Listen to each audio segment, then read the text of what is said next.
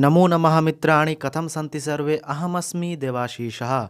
तो आज की इस वीडियो में मैं आपको अष्टांग आयुर्वेद के वर्णन के बारे में बताऊंगा, जो कि आपकी परीक्षा की दृष्टि से बेहद महत्वपूर्ण है। तो बड़ा ही रोचक और ज्ञानवर्धक ये वीडियो होने वाला है, तो इस वीडियो को लाइक कर देना और अगर हमारे चैनल पर नए हैं तो प्लीज़ चैनल को भी सब्सक्राइब कर देना। तो चलिए अब आज की इस वीडियो को स्टार्ट करते हैं।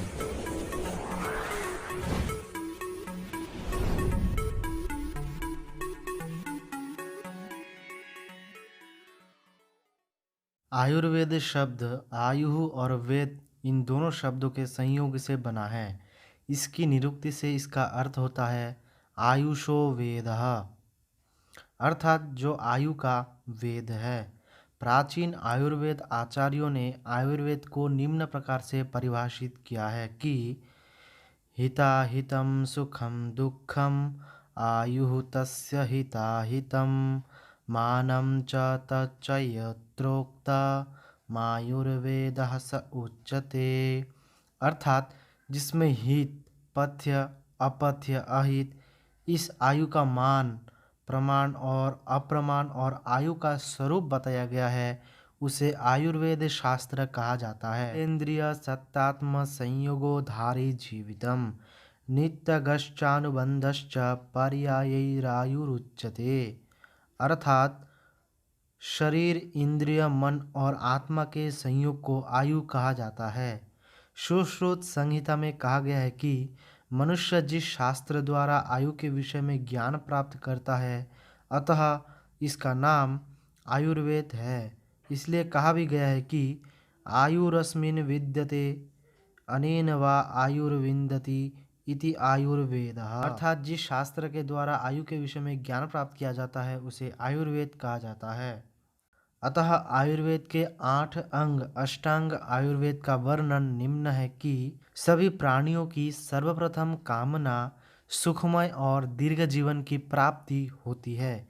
सभी शास्त्र मनुष्य को आध्यात्मिक, आदि भौतिक और आदि दैविक इन तीनों प्रकार के दुखों से मुक्ति का मार्ग बतलाते हैं, परंतु उत्तम स्वास्थ्य और आरोग्य के बिना यह सब कुछ पालन करना असंभव है। आयुर्वेद स्वास्थ्य रक्षक और रोग मुक्ति का शास्त्र है।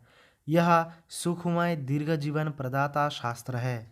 आयुर्वेद के प्रयोजन में भी बतलाया गया है कि प्रयोजनम चास्य स्वस्थस्य स्वास्थ्य रक्षणम आतुरस्य विकार प्रशमनम च। अर्थात स्वस्थ व्यक्ति के स्वास्थ्य का रक्षण और रुग्ण व्यक्ति के रोग का निवारण करना ही आयुर्वेद का मुख्य प्रयोजन है।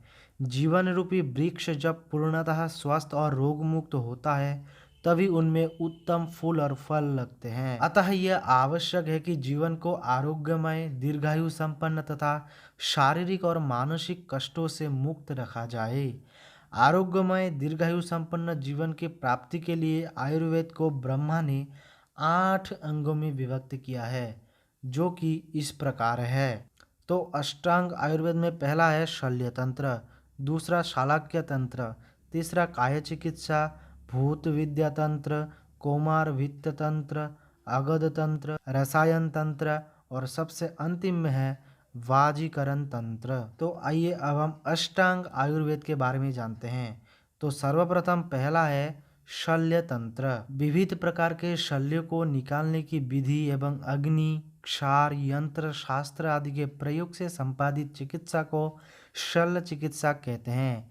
किसी व्रण में तृण के हिस्से, लकड़ी के टुकड़े, पत्थर के टुकड़े, धूल, लोहे के खंड, हड्डी, बाल, नाखून, अशुद्ध रक्त, पूय, मृत भ्रूण आदि को निकालना तथा यंत्रों एवं शास्त्रों के प्रयोग एवं व्रणों के निदान तथा उनकी चिकित्सा आदि का समावेश शल्य तंत्र के अंतर्गत किया जाता है। शल्य तंत्र चिकित्सा के विषय में कहा गया है कि शल्य नाम विविध तृण, काष्ठा, पाषाण, पाशु, लौह, लोष्ठ, स्थिवाल, नख, पूया, स्राव, दृष्ट, ब्राणांत, गर्भ, शल्यो, द्वारणार्थ, तंत्र, शस्त्र, क्षाराग्नि, प्रणिधान, ब्राण, विनिश्चयार्थश्च।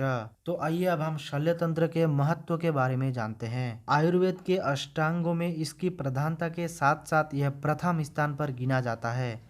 आयुर्वेद के सभी अंग समान रूप से आवश्यक है, परंतु यंत्र, शस्त्र, क्षार और अग्नि के द्वारा शल्य क्रिया करने से यह शीघ्र फलदायी होने के कारण शल्य सभी अंगों में श्रेष्ठता को प्राप्त है। जिस प्रकार विद्रधि एवं अर्श आदि रोगों को औषधियों के सेवन से भी ठीक किया जा सकता है, तो औषधि के सेवन के द्वारा समय अधिक लगता है, जबकि शल्य क्रिया के द्वारा रोग को कम से कम समय में ठीक किया जाता है।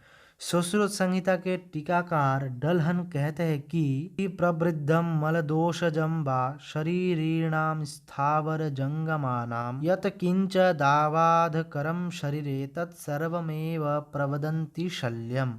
अर्थात केवल तृण काष्ठ धातु आदि ही शल्य नहीं है, बल्कि शरीर में बाधा उत्पादन करने वाला मल दोष आदि भी शल्य कहे जाते हैं। अतः शल्य का संबंध संपूर्ण शरीर से है।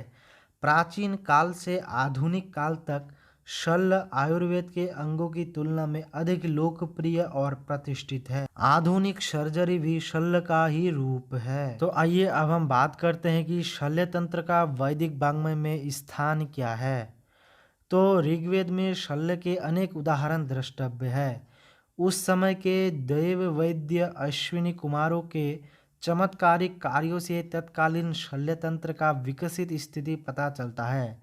संध्या कर्म अर्थात प्लास्टिक सर्जरी, दूसरा है अंग प्रत्यारोपण का काम अश्विनी कुमारों ने किया था। रवेल राजा की पत्नी विशपला की टांग युद्ध में काट दिए जाने पर उसे लोहे की जांग लगाकर जोड़ दिया गया था। उपनिषदों में मधुविद्या संधान कर्म थी, जिसे अश्विनी कुमारों ने दधीचि से प्राप्त किया था। पगवर्य विद्या कटे सिर को जोड़ने की विद्या कहलाती है। इसी विद्या के द्वारा अश्विनी कुमारों ने दधीचि ऋषि के सिर को धड़ से अलग करके उसकी जगह घोड़े के सिर को उसके सिर पर लगाया था और पुनः मनुष्य का सिर जोड़ दिया था। यह वेदों में उल्लेखित है। इससे अंग संरक्षण और प्रत्यारोपण का संकेत मिलता है। तो आइए अब हम बात करते हैं कि शल्य तंत्र के ग्रंथ। वर्तमान समय में शल्य तंत्र से संबंधित किन किन ग्रंथों का संरक्षण अर्थात उपलब्ध होता है। तो शल्य तंत्र का आकार ग्रंथ है सुश्रुत संहिता। तो शल्य तंत्र का आकार ग्रंथ है सुश्रुत संहिता। इसमें व्रणागार व्यवस्था, व्रणों के प्रकार, व्रणों की चिकित्सा की 60 उपक्रम, दग्ध 8 प्रकार के शस्त्र क्रम, उपयोगी यंत्र शास्त्र, जलों का क्षार कर्म व अग्निकर्म, शिरावेद आदि विस्तृत रूप में वर्णित है।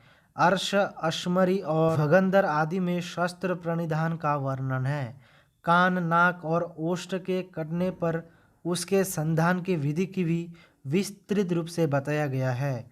यह संधान कर्म सुश्रुत की मौलिक देन है। प्राचीन ग्रंथ में शल्य में सुश्रुत संहिता का महत्वपूर्ण स्थान है। शल्य तंत्र के प्राचीन ग्रंथों में अधिकतर आज उपलब्ध नहीं है, जिनके उदाहरण हमें दूसरे ग्रंथों में प्राप्त होते हैं। सुश्रुत के ही आधार बनाकर अनेक ग्रंथ लिखे गए, जो कि इस प्रकार है। तो पहला है शल्य तंत्र समुच्चय। इसे पंडित वामदेव मिश्र ने 1929 में स्वयं लिखकर प्रकाशित किया। इसमें मुख्य रूप से सुश्रुत के विषय संकलित किए गए हैं। दूसरा है सौश्रुति ही। रमानाथ द्विवेदी कृत सौश्रुति अधिक प्रचलित है। इसका प्रकाशन 1968 में चौखंबा से प्रकाशित किया गया है। तीसरा है शल्य समन्वय। यह 2 खंडों में प्रकाशित हुआ है। यह अनंत राम वर्मा के द्वारा लिखित है। यह हरिद्वार से 1963 से 1965 में प्रकाशित हुआ। और एक ध्यातव्य विषय यह है कि प्राचीन काल में काशी ही शल्य तंत्र का प्रधान केंद्र था। तो आइए अब हम दूसरे शालाक्य तंत्र के ऊपर बात करते हैं। तो गले के ऊपर के सदृश की चिकित्सा में बहुधा शलाका सदृश यंत्रों एवं शस्त्रों का प्रयोग होने से इसे शालाक्य कहते हैं। शलाका पटल वेधनी तस्याः कर्म शालाक्यम तत्प्रधानम तंत्रम शालाक्य तंत्रम। इसके अंतर्गत मुख्यतः मुख, नासिका, नेत्र, कर्ण आदि अंगों में उत्पन्न व्याधियों की चिकित्सा का वर्णन प्राप्त है। शालाक्यम नाम ऊर्ध्व जननंतु गतानां प्रवण नयन ध्राणादि संसृतानां व्याधिनां उपमशनार्थम। आधुनिक चिकित्सा शास्त्र में शालाक्य में समाविष्ट अंगों में कान, नाक, गला का एक विभाग माना गया है। आँख और दंत दोनों का अपना अपना स्वतंत्र विभाग है। शालाक्य तंत्र का वैदिक वाङ्मय में स्थान। अश्विनी कुमारों द्वारा किए गए शालाक्य संबंधी अनेक चमत्कार ऋग्वेद में वर्णित है। कतिपय दृष्टव्य है कि अंधे ऋज्वाश्व को दृष्टिदान, अंधे कणक को दृष्टिदान, बहरे नारद को श्रवण शक्ति का दान। इससे अनुमान होता है कि वैदिक काल में शालाक्य तंत्र का विज्ञान समुन्नत था। अथर्ववेद, कौशिक सत्र, रामायण, महाभारत आदि में भी इसकी सामग्री प्रचुरता से देखी जा सकती है। शालाक्य तंत्र के द्वारा पशु चिकित्सा करने का भी उल्लेख प्राप्त होता है। शालाक्य तंत्र के ग्रंथ। सुश्रुत संहिता ही शालाक्य तंत्र का प्रमुख ग्रंथ है। इसके उत्तर तंत्र में इसका वर्णन प्राप्त होता है। जैसे अध्याय 1 से 19 तक नेत्र रोग, अध्याय 20 से 21 तक कर्ण रोग, अध्याय 22 से 24 तक नासिका रोग और अध्याय 25 से 26 तक शिरोरोग के बारे में वर्णन किया गया है। शालाक्य संप्रदाय में अनेक आचार्य हुए हैं जिन्होंने अपनी विशिष्ट विशिष्ट परंपरा को चलाया। इन परंपराओं में सबकी अपनी अपनी मौलिक विशेषता थी। ब्राह्मण ग्रंथों में चक्षु संबंधी और कर्ण संबंधी परंपराओं का वर्णन है। कौशिक सूत्र में नेत्र रोग के लिए वैशज्य विज्ञान की विधान का चर्चा किया गया है। शालाक्य तंत्र में विदेह तंत्र, निमित्त तंत्र, शौनक तंत्र, कराल तंत्र, सात्यकी तंत्र, कांकायन तंत्र आदि ग्रंथ प्राप्त होते हैं जिनके यत्र यत्र ही उद्धरण प्राप्त होते हैं। आधुनिक काल के उपलब्ध ग्रंथ इस प्रकार है: शालाक्य विज्ञान, नेत्र रोग विज्ञान, नेत्र चिकित्सा विज्ञान, नेत्र विज्ञान और शालाक्य शास्त्र आदि। इसके बाद अष्टांग आयुर्वेद में से तीसरा है काय चिकित्सा तंत्र अर्थात जेनेरिक मेडिसिन। इसमें सामान्य रूप से औषधि प्रयोग द्वारा चिकित्सा की जाती है। काय चिकित्सा को आयुर्वेद के सभी अंगों में प्रमुख स्थान प्राप्त है। प्राचीन काल से लेकर वर्तमान तक जो सम्मान और प्रतिष्ठा आयुर्वेदीय काय चिकित्सा से प्राप्त हुई है वह अन्य किसी अंग से प्राप्त नहीं हो सकी। काय चिकित्सा का वैदिक वाङ्मय में स्थान। ऋग्वेद का सबसे प्राचीन वाङ्मय, उसमें भी अश्विनी कुमारों की चिकित्सा का अनेक चमत्कार पूर्ण उदाहरण द्रष्टव्य है। च्यवन और वंदन ऋषि जो कि जीर्ण शीर्ण थे, उनकी अश्विनी कुमारों ने चिकित्सा की और यौवन प्रदान किया। कक्षिवती की पुत्री योषा की कुष्ठ रोग से मुक्ति दिलाई। सूर्य रश्मि द्वारा हृदय रोग की चिकित्सा का वर्णन ऋग्वेद में प्राप्त होता है। अपाला का चर्म रोग तथा उसके पिता का गंजेपन भी अश्विनी कुमारों ने दूर किया। यजुर्वेद में भी अनेकों रोगों का वर्णन प्राप्त है, जैसे कुष्ठ रोग, श्लीपत, अर्श रोग, चर्म रोग, यक्ष्मा, श्लेषा और मुखपाक आदि। आयुर्वेद को अथर्ववेद का उपवेद माना जाता है। ऋग्वेद में जो तथ्य सूत्र रूप में संकेतित हुआ है, अथर्ववेद में उनका विशद वर्णन प्राप्त होता है। काय चिकित्सा की परिभाषा। इसमें सामान्य रूप से औषधि प्रयोग से चिकित्सा की जाती है। प्रधानतः ज्वर, रक्तपीत, शोध, उन्माद, कुष्ठ, प्रमेह आदि रोगों की चिकित्सा की जाती है। सुश्रुत ने इसकी परिभाषा सुश्रुत संहिता में निम्न प्रकार से दिया है कि काय चिकित्सा नाम सर्वांग सम्मिश्रितानां व्याधिनां ज्वर, रक्तपीत, शोषण, मादापस्मार, कुष्ठ, मेहाति सारादीनाम उपशमनार्थम। इसके बाद बात करते हैं काय चिकित्सा की शाब्दिक। काय का अर्थ है संपूर्ण शरीर, अतः संपूर्ण शरीर के रोगों की चिकित्सा काय चिकित्सा है। कायः सकलम शरीरम तस्य चिकित्सा काय चिकित्सा। काय चिकित्सा शब्द काय और चिकित्सा इन दोनों शब्दों के योग से बना है, अतः काय और चिकित्सा इन दोनों शब्दों के अलग अलग अर्थ को जानकर ही हम काय चिकित्सा का यथार्थ अर्थ को जान सकते हैं। अतः काय के अनेक अर्थ प्राप्त होते हैं। तो पहला है कायते शब्दायते इति कायः, अर्थात जो शब्द करे उसे काय कहते हैं। दूसरा है चीयते अन्नादिर्भिः इति कायः, अर्थात जिसका अन्नादि से पोषण हो उसे काय कहते हैं। काय का तीसरा अर्थ है जठराग्नि। जीवित प्राणियों की जठराग्नि को काय कहते हैं। शरीर में 13 प्रकार की अग्नियां होती है। एक जठराग्नि, 7 ध्वात्वाग्नि और 5 महाभूताग्नि। इन सब में जठराग्नि प्रमुख है। अतः जठराग्नि के विकृत हो जाने पर उसको प्राकृतिक स्थिति में लाने के लिए किए गए उपचारों को काय चिकित्सा कहा जाता है और जो वैद्य उसका उपचार करे उसे काय चिकित्सक कहते हैं। जठरः प्राणिनाम अग्नि कायः इत्यभिधीयते यस्तम चिकित्सेत सिदंतम स वै काय चिकित्सकः। जिस मनुष्य की जठराग्नि ठीक रहती है उसको कोई रोग नहीं होता, वह दीर्घायु प्राप्त करता है। चिकित्सा शब्द कीट रोगापनयने धातु से बना है। अपनयन का अर्थ है दूर करना। रोग के अपनय को चिकित्सा कहा जाता है। यह क्रिया व्याधि हरणी सा चिकित्सा निगद्यते, अर्थात जो क्रिया व्याधि को दूर करने के लिए ही की जाती है उसे चिकित्सा कहा जाता है। तो आइए अब हम कुछ काय चिकित्सा से संबंधित कुछ संहिता ग्रंथ के बारे में जानते हैं। काय चिकित्सा का प्रमुख ग्रंथ चरक संहिता है। इसके अतिरिक्त भेल संहिता, जतुकर्ण संहिता, क्षारपाणी संहिता, हारित संहिता आदि काय चिकित्सा के प्रमुख ग्रंथ है। इसके बाद हमारा चौथा है भूत तंत्र विद्या अर्थात साइकोथेरेपी। तो इसमें देवता, पिशाच, पितृ तथा ग्रहों द्वारा उत्पन्न हुए विकारों तथा उसकी चिकित्सा का वर्णन प्राप्त है।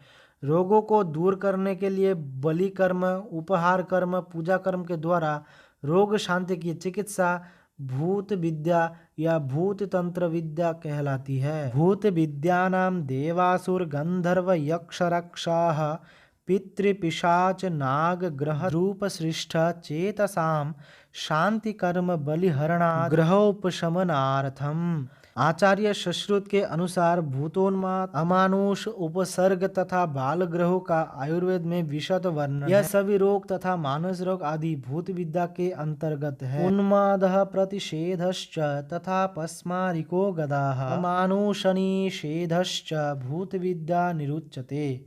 वैदिक काल से लेकर आज तक भूत विद्या का इतिहास प्राप्त होता है।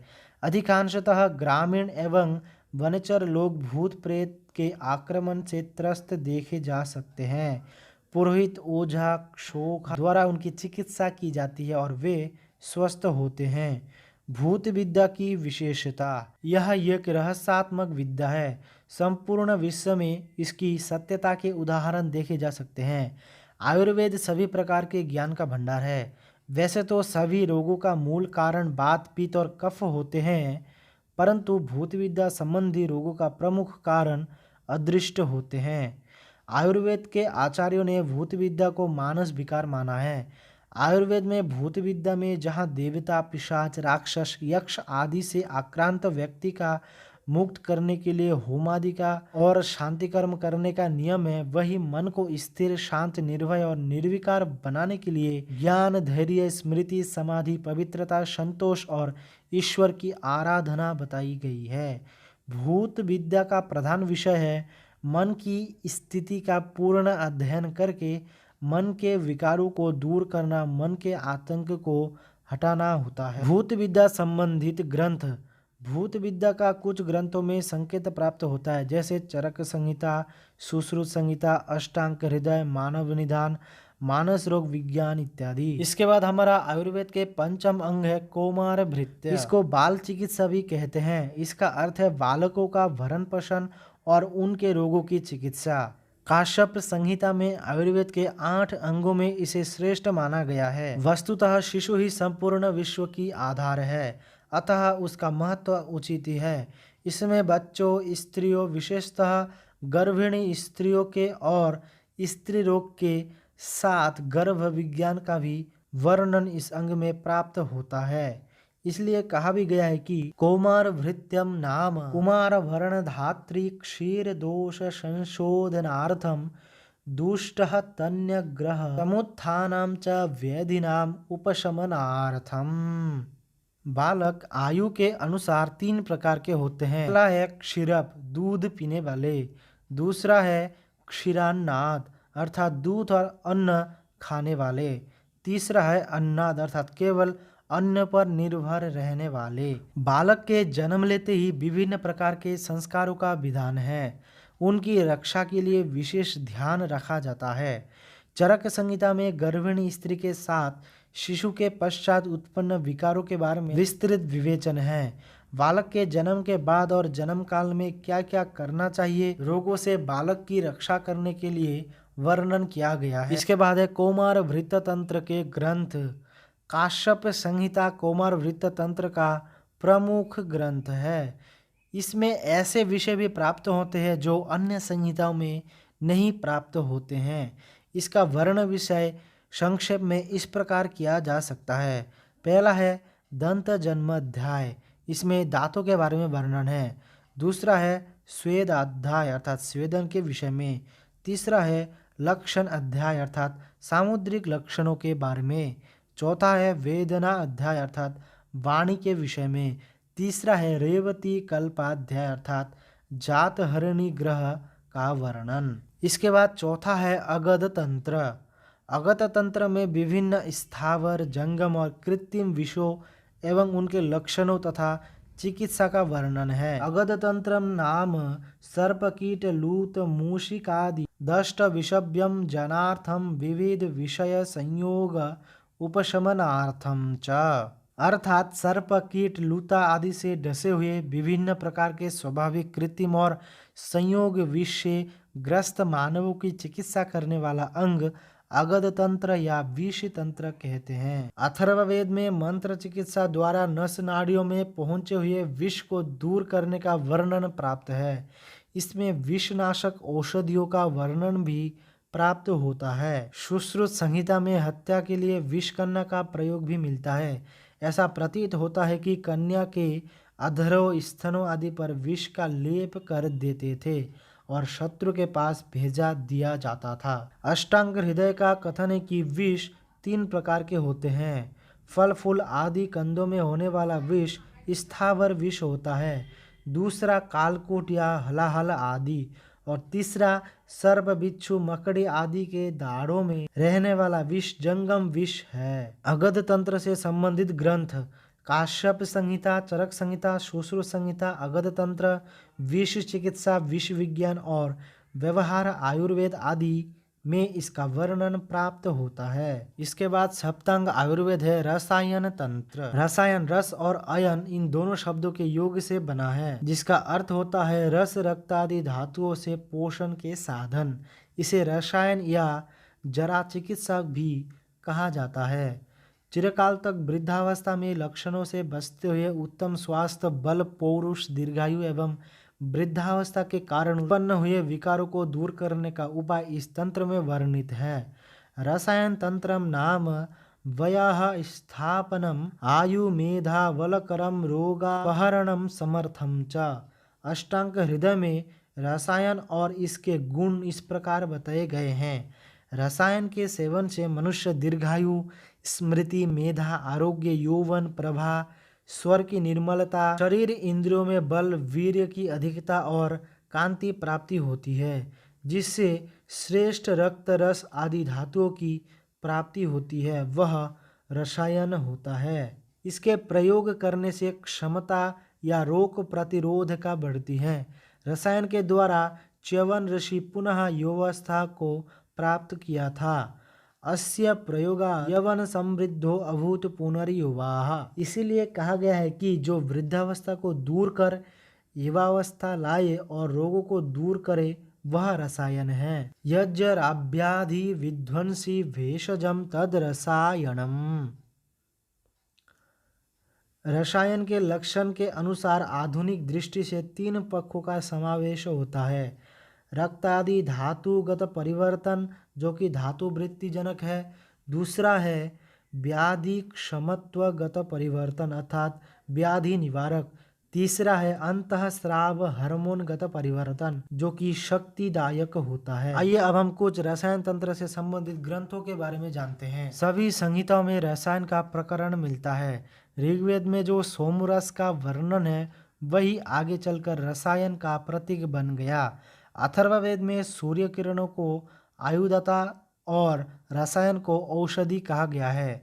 जल को भी रसायन, अमृत और भेषज कहा गया है। जीवंती औषधि रसायन है। यह जीवनी शक्ति देने वाली और जीवन रक्षक होता है। भाव प्रकाश में इसे रसायन, त्रिदोषनाशक, शक्तिवर्धक और नेत्रों के लिए हितकारी कहा गया है। रसायन तंत्र के उपलब्ध ग्रंथ है चरक संहिता, सुश्रुत संहिता, अष्टांग हृदय, रसायन खंड, रसायन तंत्र, रसायन दर्शन इत्यादि। इसके बाद अष्टांग आयुर्वेद में अंतिम है वाजीकरण तंत्र। इसे वृक्ष चिकित्सा भी कहते हैं। शुक्र रहित को शुक्र युक्त बनाने की विधि को वाजीकरण कहते हैं। इस चिकित्सा के द्वारा वीरहीन को वीर्यवान बनाया जाता है। वाज का अर्थ है शुक्र या वीर, अतः जिसके पास शुक्र है वह बाजी है। बाजः शुक्रम सो अस्य अस्तीति इति वाजी। और जिसके पास शुक्र नहीं है वह अवाजी है। जिस प्रक्रिया से अवाजी को बाजी बनाया जाता है उसे बाजीकरण कहते हैं। अवाजी वाजी क्रियते अनेन इति वाजीकरण। शुक्र धातु की उत्पत्ति, पुष्टता एवं उसमें उत्पन्न दोषों एवं उसके क्षय, वृद्धि आदि कारणों से उत्पन्न लक्षणों की चिकित्सा आदि विषयों के साथ उत्तम स्वस्थ संतानोत्पत्ति संबंधी ज्ञान का वर्णन इसके अंतर्गत किया जाता है। वाजीकरण तंत्रम नाम अल्प दुष्ट क्षीण विशुद्ध रेत सामाप्ययन प्रसादोपचय जनन निमित्तम प्रहर्षम जननार्थम च। अष्टांग हृदय का कथन है कि ब्रह्मचर्य ही सर्वोत्तम रसायन और वाजीकरण औषधि है। चरक का भी यही कथन है। ब्रह्मचर्यम आयुष्करणम श्रेष्ठतमम, अर्थात ब्रह्मचर्य ही सर्वोत्तम जीवनी शक्ति है। वाजीकरण तंत्र से संबंधित कुछ उपलब्ध ग्रंथ। वाजीकरण के अनेक प्रसंग वेदों में प्राप्त होते हैं। परवर्ती ग्रंथों में औपनिषदिक प्रकरण के अंतर्गत वाजीकरण के योग दिए हैं। यौन जीवन को प्रशस्त बनाना तथा स्वस्थ प्रशस्ति संतति का उत्पादन वाजीकरण का उद्देश्य है। कुचमार तंत्र, अनंगरंग, कामसूत्र, पंचसायक आदि इस विषय के प्रसिद्ध ग्रंथ है। चरक संहिता और सुश्रुत संहिता और अष्टांग हृदय आदि भी इसके संदर्भ ग्रंथों में आते हैं। अतः उपरोक्त विवेचन से ज्ञात होता है कि आयुर्वेद के रोग परीक्षक के 8 उपाय हैं, जिन्हें अष्टांग आयुर्वेद के नाम से भी जाना जाता है। आचार्य चरक कहते हैं कि सबसे पहले सब कारणों को जानना चाहिए जो रोगों को प्रभावित करता है, तदंतर उसका ज्ञान करके उसका इलाज करना चाहिए। अधिक महत्वपूर्ण यह है बीमारी से बचना, ना कि इलाज करना। तो अष्टांग आयुर्वेद के माध्यम से पहले उपकरणों का अन्वेषण किया जाता है, फिर बाद में इलाज किया जाता है। तो ये थी हमारी आज की वीडियो। अगर आपको वीडियो थोड़ी सी भी हेल्पफुल लगी तो प्लीज़ वीडियो को लाइक कर देना, और अगर हमारे चैनल पर नए हैं तो प्लीज़ चैनल को भी सब्सक्राइब कर देना।